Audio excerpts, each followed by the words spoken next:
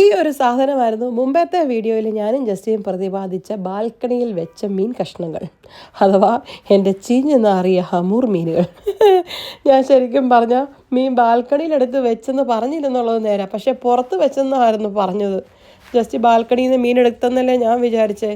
ഞാൻ ശരിക്കും എന്താ പറയുക, ഈവനിങ്ങിൽ വെച്ചാണ് ഈ മീനെ ജോലി കഴിഞ്ഞ് വന്നിട്ട് പെട്ടെന്ന് മെൽറ്റ് ആവുമല്ലോ എന്ന് വിചാരിച്ചിട്ട്. പിറ്റേ ദിവസം പകലത്തെ വെയിൽ മൊത്തം കൊണ്ട്, ഒരു പകൽ മൊത്തം വെയിൽ കൊണ്ട് നാറി ഒരു പരുവായി. നോക്കി 66.40 എന്ന് പറഞ്ഞാൽ 66 ദിറംസ് കൊടുത്ത് വാങ്ങിച്ച ഹമൂർ മീന. എനിക്ക് ഹമൂർ കഴിക്കാൻ കൊതിയായിട്ട് വാങ്ങിച്ചാൽ എനിക്ക് എന്തിൻ്റെ കെടുതിയായിരുന്നു.